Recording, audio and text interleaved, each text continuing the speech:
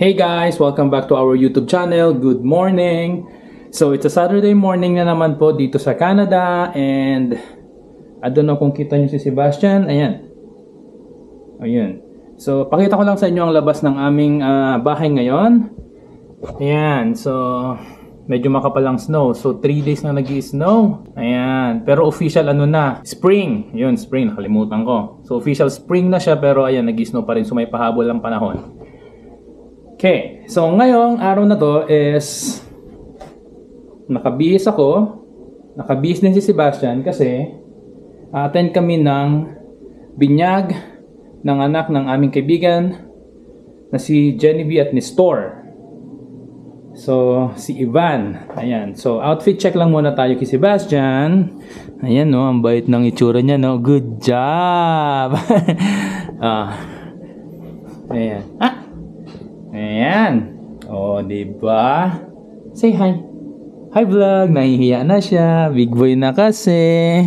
Nahiya na ikaw na. Nahiya na siya. Ayan. So, anong oras na ba? 11:45 na. So, si Mrs. nagpe-prepare lang din ng sarili niya. Tapos, labas na kami. Diyan lang naman sa Asian buffet yung yung venue.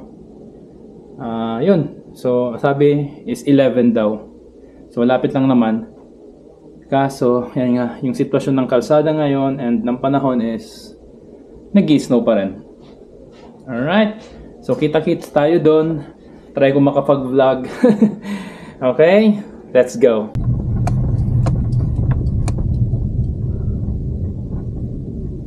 Hindi mo na-stop yung snow.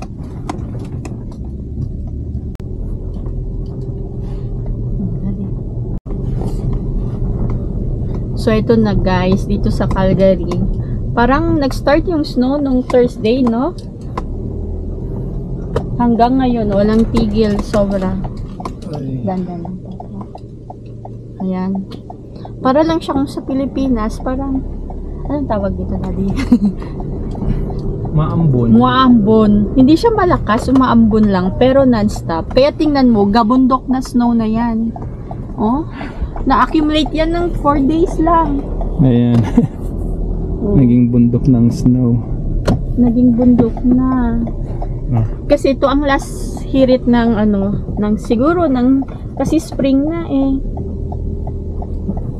Oh. Huwag tayong lumapit dyan sa basurahan, baka matras siya. Doon na lang papa siguro. May malapit. So, dito kami sa Asian buffet kasi party nung anak ng friend namin. Yung BFF ni Laurent. O, tingnan nyo, oh. Sobrang bongga ang snow. Hindi yan siya masyadong kita sa... Ay, hindi mo siya ma-appreciate yung taas. I mean, yung kadami kasi sa camera. Pero grabe na. Mountain of snows. Ayan na.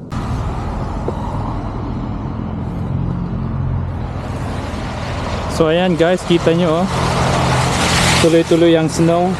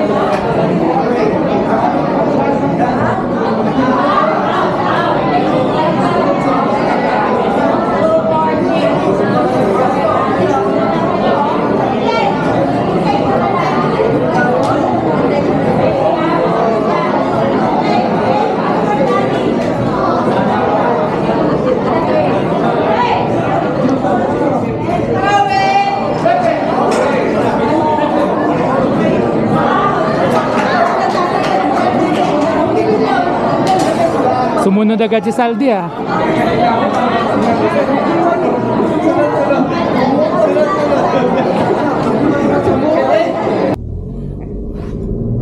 So eto, pauwi na ng bahay. Antok na din ang Laurent namin. Pagod na siya. Kasi pagkatapos nung sa binyag, nagpunta kami sa South Center Mall. Pinaglaro namin siya doon ng mga 30 minutes. At least man lang ma-expose siya sa mga bata ba. Kasi sa bahay, mag-isa niya lang. Siya lang, ako at saka ang daddy niya. Kami lang dalawa yung naglalaro. Unlike dyan, iba-ibang mga bata, makapaghalubilo siya para hindi siya yung, alam mo yung nahihiya. Kasi lately na-observe namin, parang mahiyain siya. Kaya sabi ko, kailangan na natin siyang i-expose sa mga baby. So, kahit 30 minutes lang doon. Which is okay naman kasi nakapag-practice din siyang mag-walking doon. Hindi lang namin pwedeng ma-videohan kasi nga maraming mga bata. Gusto ko sanang i-video kasi at least ma-document man lang namin yung milestone niya na lumalakad na siya, nagpa-practice na siyang maghakbang. Kaso hindi pwede eh.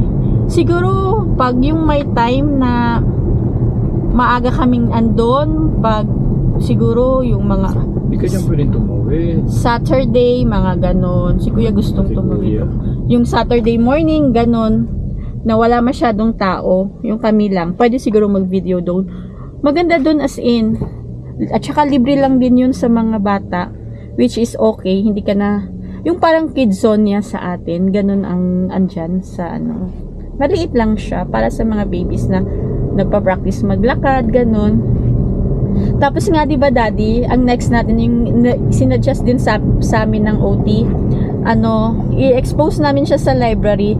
Siguro pag ano kami ng may time na makapunta sa library para ma-expose din namin si Laurent doon. Kasi marami din daw doon yung parang maraming mga babies, mga bata, mga 1-year-old na naglalaro, ganon. So, ayun. Eto. Nandito na kami sa bahay, guys.